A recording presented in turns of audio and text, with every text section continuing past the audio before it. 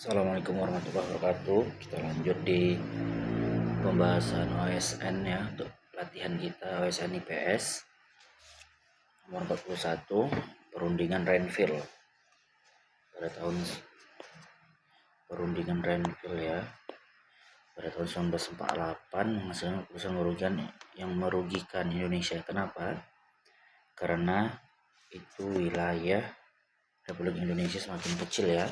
Jadi sebelumnya ada perjanjian Linggarjati di Linggarjati itu Jawa Barat. Nah, Indonesia ini tahun 1945 belum serta, kan udah proklamasi, tapi itu karena Jepang dibom nuklir ya, karena Jepang dibom nuklir. Jadi Jepang nyerah. Jadi Jepang ini menguasai hampir se-Asia, bahkan sampai hampir ke Rusia. Jepang ini hebat kali, luar biasa dulu. Belanda pun kalah, semua kalah, tapi Jepang kalah sama Amerika Serikat karena menciptakan bom nuklir Nagasaki Hiroshima. Jadi Jepang melepaskan semua daerah jajahannya. Tahu Indonesia nggak ada lagi yang menjajah, Belanda masuk balik.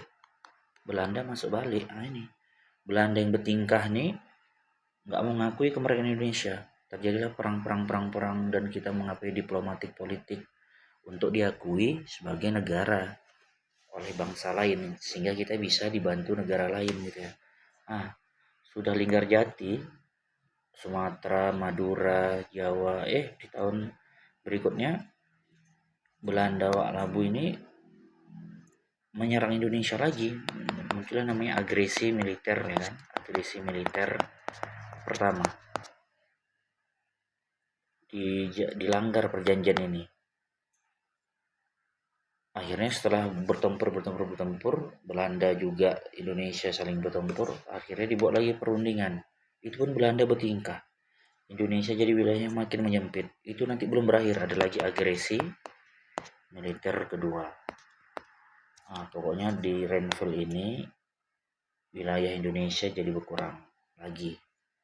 Sampai akhirnya kita memenangkannya, dari Makassar sampai sekarang jadi Sabang sampai Merauke. Itu banyak pertempurannya. Ada pertemuan Arafuru dan sebagainya. Oke, untuk kasus ini nomor 41 kita jawabannya A. Nomor 42 ini tadi udah tahu kita. Ini dia katanya ke toko tersebut ini pencetus apa nih? Ini dia untuk menghilangkan politik etis ya.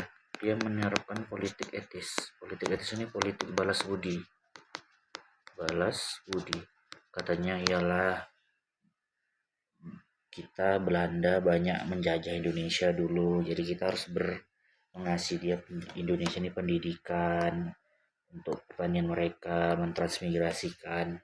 Rupanya dasar dia kolonial ya, koloni juga ini, penjajah juga. Rupanya edukasi yang dikasih dia ini, lupa siapa namanya ini, hanya untuk membuat buruh murah gitu. Buruh murah. Kita tetap dijadikan buruh yang bisa baca tulis. Irigasi hanya untuk daerah-daerah jajahan sawah-sawah atau perkebunan jajahan Belanda. Jadi kalau dia baik hati dia bisa dijadikan pahlawan ya kan? Tapi ternyata dia orang Belanda ini penjajah juga. Karena politik etisnya ini banyak menipu orang. Tapi dari hasil politik etis ini nanti banyak yang bisa baca tulis. Jadi baca tulis ini sumber ilmu ya. Jadinya dia banyak orang-orang pintar Indonesia yang akhirnya berjuang untuk memerdekakan Indonesia. Jawabannya B ya. Oke, selanjutnya nomor 43, perhatikan pernyataan tentang akar lahirnya persatuan nasional. Satu faktor mendorong munculnya pergerakan nasional adalah pendidikan. Iya betul. Pergerakan nasional Indonesia tidak mempengaruhi. Ini salah ya. Dia mempengaruhi. Jadi jawabannya benar, salah. C. Jawabannya C ya. Nomor 44. Pergerakan nasional Indonesia mengalami pergolakan pemikiran.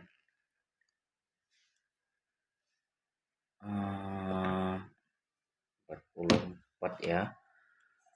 sosialisme. Jadi isme ini artinya paham ya, paham.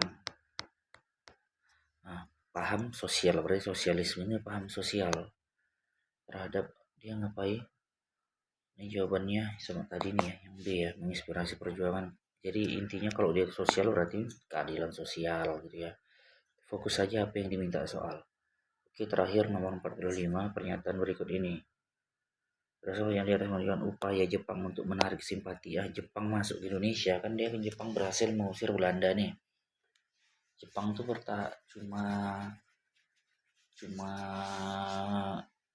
bentar aja ya, 3,5 tahun ya menjajah, tapi ngeri kali. Jadi tahun 1942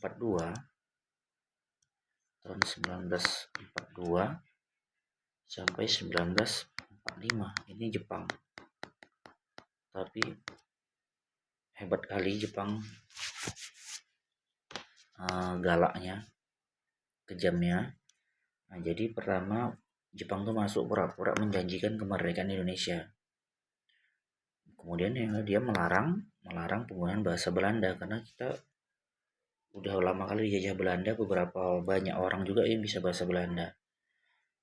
Nah, kalau ini kerja Rudi ini nggak dihapusnya ya.